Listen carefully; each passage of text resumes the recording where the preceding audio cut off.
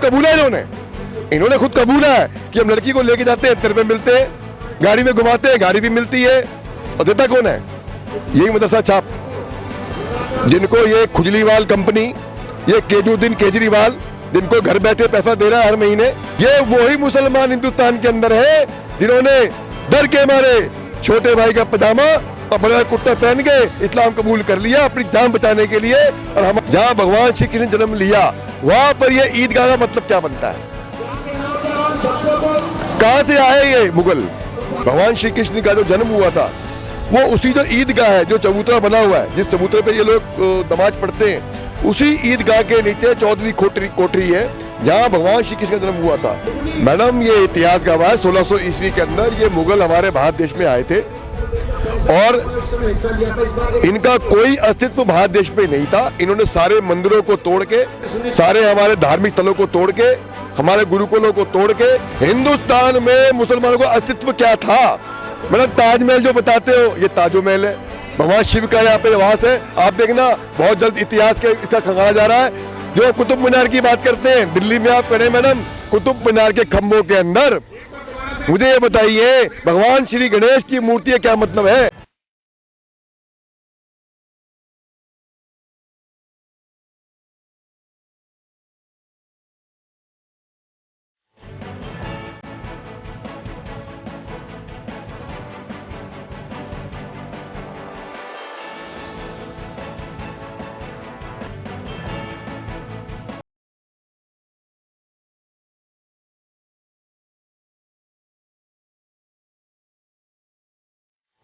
श्री कृष्ण जन्मभूमि में आपको एक पद मिला है जिसमें नियुक्ति आपको मिली है, तो इस बारे में क्या कहना चाहेंगे? क्या है वो पद? मैडम, मेरा ये सौभाग्य है कि जिस प्रकार प्रभु श्री राम जन्मभूमि के आंदोलन के अंदर सभी ने अपना जीवन का श्रद्धांजलि स्वरूप अपना अपना समय दिया, उसी प्रकार भगवान श्री कृष्ण जन्मभूमि की एक ट्रस्ट बनी है हमारी संघर्ष समिति, जिसमें कि मुझे राष्ट्रीय प्रसार प्रमुख बनाया गया है।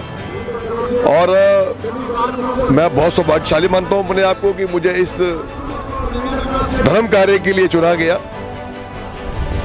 आने वाले बहुत जल्दी समय के अंदर हमारी ये जो मुहिम है ये एक आंदोलन बनेगी और पूरे भारत देश से लोगों के फोन आने में शुरू हो गए कल से, और कई राष्ट्रीय अध्यक्ष, कई हिंदू संगठन के लोग मुझे विशेषकर हमारे हिंदू युवा वाहिनी है, विश्व हिंदू परिषद है, राष्ट्रीय स्वयंसेवक संघ है, जितने ही बड़े बड़े संगठन हैं उन सभी संगठन के पदाधिकारियों ने विशेषकर फ़ोन किया, बधाई दी, और मैं सबका बहुत बहुत धन्यवाद करता हूं। और मैं आशा करता हूं कि आने वाले बहुत जल्द समय के अंदर जो उच्च न्यायालय है, न्यायालय कोर्ट हमारा जो है वो हमारे हक में फैसला देगा। जैसे ज्ञानवापी के अंदर भी खुदाई चली है, उसी प्रकार अगर आप इतिहास को पढ़ेंगे, भगवान श्री कृष्ण का जो जन्म हुआ था वो उसी जो ईदगाह है, जो चबूतरा बना हुआ है, जिस चबूतरे पे ये लोग नमाज पढ़ते हैं, उसी ईदगाह के नीचे 14वीं कोठरी है जहाँ भगवान श्री कृष्ण का जन्म हुआ था। ये कैसे कह सकते हैं? इतिहास है। आप गीता पढ़िए, आप इतिहास पढ़िए, आप महाभारत पढ़िए, हर जगह पे इतिहासकार ने बात की है कि 14 कोठी है, और जो 14वीं कोठी थी, जो जेल थी, उसके अंदर हमारे कृष्ण भगवान ने जन्म लिया था। देखो मैडम, जो अपनी एक चिद्दी उंगली के ऊपर पूरे गोवर्धन पर्वत को उठा सकते हैं, उन्होंने हम जैसे जो कुछ भी नहीं है उनको इस लायक समझा कि हम उस कार्य में, प्रभु श्री कृष्ण की जन्मभूमि में उनको जो उनका सही मूल स्थान है उसको दिलाने में अपना श्रमदान कर सके, तो इससे बड़ी सौभाग्य की कोई बात नहीं है। फिर भी आप ये कैसे कह सकते हैं कि ईदगाह के नीचे ही है? कोई इन्वेस्टिगेशन हुई है? कोई जो वैज्ञानिक होते हैं जो जमीन के नीचे की इन्वेस्टिगेशन करते हैं, उन्होंने इस चीज को साबित किया है? कैसे? लोग तो ये भी कहते हैं कि भगवान राम जो है अयोध्या में थे ही नहीं। लोग ये भी कहते हैं कि जो ये ज्ञानवापी मस्जिद का जो मामला चल रहा है यहाँ भी कुछ था ही नहीं। मैडम, ये इतिहास गवाह है 1600 ईस्वी के अंदर ये मुगल हमारे भारत देश में आए थे और इनका कोई अस्तित्व भारत देश में नहीं था। इन्होंने सारे मंदिरों को तोड़ के, सारे हमारे धार्मिक स्थलों को तोड़ के, हमारे गुरुकुलों को तोड़ के, और हमारे जितनी भी शिक्षा पद्धति है उसको निकलने बर्बाद किया। मैं ही नहीं, पूरा विश्व ये बात जानता है। गीता, रामायण, महाभारत, किसी ग्रंथ को उठाकर देख लीजिए, इतिहासकारों ने हर जगह पे इतिहास दिया हुआ है। इसका एग्जाम्पल मैं आपको देता हूँ, हनुमान चालीसा का दिया गया है। हनुमान चालीसा के इतने योजन पे सूर्य है, इतने योजन पे आपका लंका है, हर चीज का उस चौपाई में दे रखा है। तो मैडम आज ये शून्य की जो बात करते हैं, गणित की बात करते हैं, ये हमारे इतिहासकार जो बड़े बड़े ऋषि मुनि थे बहुत पहले से बता चुके हैं। और कुछ समय की बात है, जय प्रभु श्री राम लला, भगवान राम के विशाल मंदिर बन रहा है। आज हमारे देश का जो राजा है वो हिंदू विचारधारा का है और सनातन को मानने वाला है। मेरा पूर्ण विश्वास है कि माननीय हमारे जो प्रधानमंत्री हैं नरेंद्र मोदी जी और उत्तर प्रदेश के हमारे मुख्यमंत्री श्री योगी आदित्यनाथ जी हमारे इस जो हमने मुहिम उठाई है, इस मुहिम में हमारा साथ देंगे।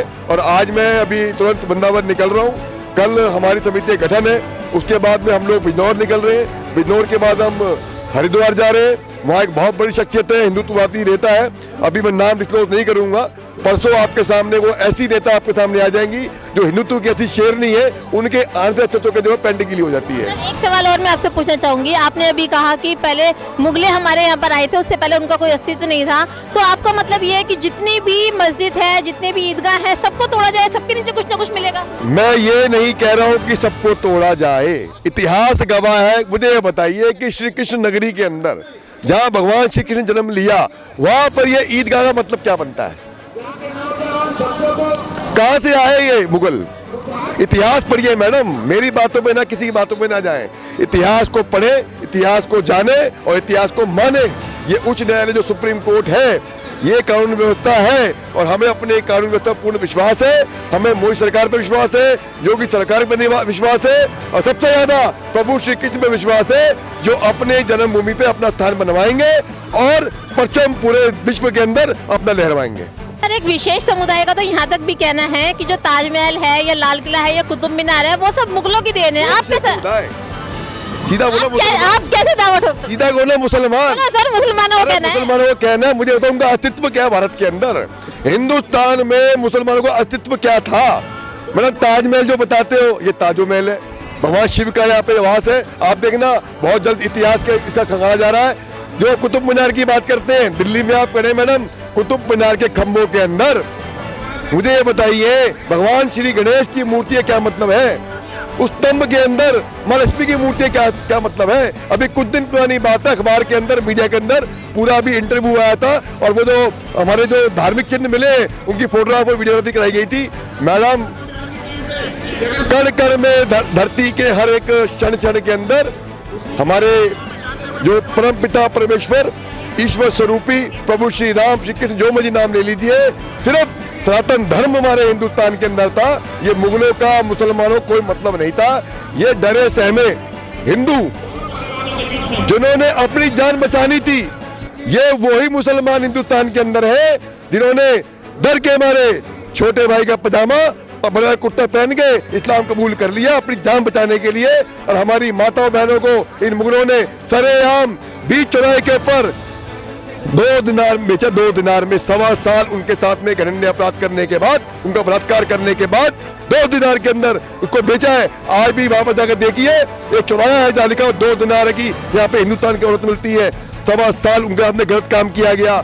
मैडम आप भी एक महिला है, इतिहास गवाह है।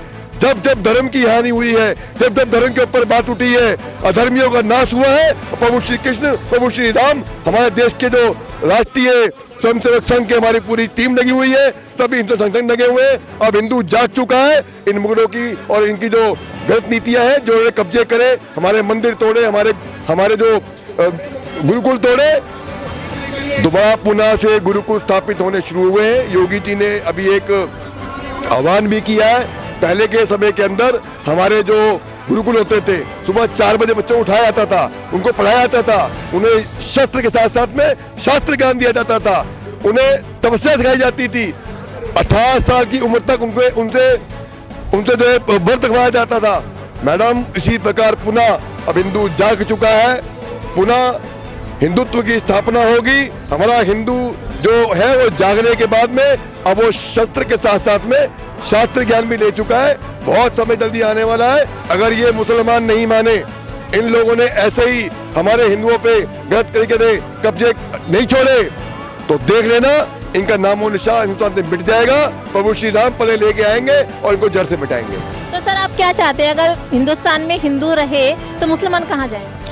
मैडम वो यहाँ रहना है अगर उनको, तो उनको हिंदुस्तान की जो हमारी संस्कृति है उस संस्कृति को समझना पड़ेगा। हमारे हिंदुओं की जो विचारधारा है, हमारे जो ईष्ट है, हमारे जो भगवान है, उनका मान सम्मान आदर करना पड़ेगा। अगर हिंदुस्तान का मुसलमान हिंदुस्तान में रहकर हिंदुस्तान का खाकर और हिंदुस्तान के प्रधानमंत्री को गाली देगा, हमारे विचारधारा को गाली देगा, हमारे मंदिरों के अंदर जाके अपमान करेगा, हमारी माँ बहन बेटियों को गलत नाम के फंसाएगा, उनके साथ में घृण्य अपराध करेगा, तो वो हिंदुस्तान में कोई जगह नहीं है। जैसे शाहरुख खान, आमिर खान, इनकी जो बीवियां हैं उनको डर लगता है। जब हमारे यहाँ की छोटी बच्चों को बलात्कार किया जाता है, 35 पैंतोड़े किए जाते हैं, तब डर को लगता है उनको। तो इनकी जगह पाकिस्तान है और ये वहां पे काफिर कहलाए जाते हैं और जूते मार के वहां से निकाला जाएगा इनको। इन मुसलमान जितने भी यहाँ पर रहते हैं वो मुसल ईमान वाले, उनका भारत देश में बिल्कुल स्वागत है, वो यहाँ पर रहे, ये उनकी धरती है। उन मुसल ईमान वालों ने भी हमारे देश के भारत देश के अंदर रहकर भारत को बचाने के लिए शहादत दी है, फांसी पे चढ़े। लेकिन जो ये छोटे भाई का पजामा और बड़ा कुर्ता पहन के ये मदरसे में जाकर गलत गलत काम सीखते हैं, वहां पे जाके एक चपटी किताब से कुछ भी पढ़ के बकवास करते हैं, उन लोगों की भारत में कोई जगह नहीं है। वो मुसलमान भी नहीं है, वो मुसलमान भी नहीं मैडम, वो सही मायने में दोयम दर्जे के काफिर है, जो कि भारत से बाहर निकलते ही उनको यही नाम से बुलाते हैं, दोयम दर्जे के काफिर। लेकिन सर हमारा भारत जो है वो लोकतांत्रिक देश है और इसमें सारे धर्मों का स्वागत है, तो आप इस तरह से कैसे कह सकते हैं कि मुसलमानों की जगह पाकिस्तान में? मैं तो बात कह ही नहीं रहा हूँ, मैं तो कह रहा हूँ जो मुसल ईमान वाले हमारे मुसलमान भाई हैं वो हमारे भाई हैं। हम क्योंकि उन्होंने भी देश को आज़ादी दिलाने के लिए अपनी फांसी पे चढ़े, लेकिन जो ये चपटी किताब पढ़ने वाले छोटे भाई का पजामा बड़ा कुर्ता पहन के उल्ट पुलट जो यहाँ पे सिख के मदरसे के अंदर बकवासबाजी करते हैं, हमारी माताओं बहनों को गलत नाम बता के राजू सोनू मोनू उनके फंसाते हैं, और जो एक टैरिफ निकला हुआ है कि हिंदू लड़की बचा के लेके आओ उतने मिलेंगे, जैन की लड़की लेके आओ उतने पैसे मिलेंगे, है ना, शर्मा की लेके आओ उतने मिलेंगे, घुमाने ले जाओ कितने पैसे मिलेंगे, पेट्रोल मिलेगा, आइए ओयो में ले जाओ, होटल में ले जाओ, वहाँ खर्चा आप इतने इल्जाम लगा रहे हैं, साबित कैसे करेंगे? मैडम यूट्यूब पे जाइए, गूगल पे जाइए, बहुत सारी रिसर्च है, बहुत सारे इंटरव्यू है, आप जैसी पत्रकारों ने इंटरव्यू ले रखे और खुद कबूला है इन्होंने खुद कबूला है कि हम लड़की को लेके जाते हैं, इतने रुपए मिलते हैं, गाड़ी में घुमाते हैं, गाड़ी भी मिलती है, और देता कौन है? यही मदरसा छाप, जिनको ये खुजलीवाल कंपनी, ये केजरीवाल जिनको घर बैठे पैसा दे रहा है हर महीने।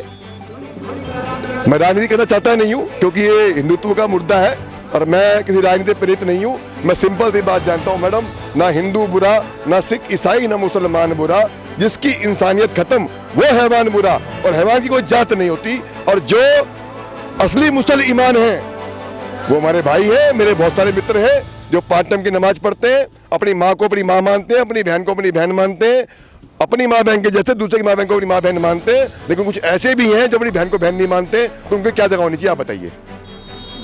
सर आपकी बातों से कुछ विशेष गुस्सा मुसलमानों के लिए झलक रहा है क्या? कोई पर्सनल इश्यूज है? मैडम मेरा क्या पर्सनल इशू है, मैं तो बोलता हूँ कि अपने आप को मुसलमान कहते हैं, उन लोगों को समझना पड़ेगा, हमारी संस्कृति को, हमारे देश को समझना पड़ेगा, और देश में रहना है, भारत देश में रहना है, यहाँ का अन्न खाते हो, यहाँ रहते हो, तो हिंदुस्तान को अपनी माँ समझकर इसका भी मान सम्मान करना पड़ेगा। और जो हम लोग जो हिंदू यहाँ पे रहते हैं उनको भाई मान के हमारी बहन को अपनी बहन मानना पड़ेगा।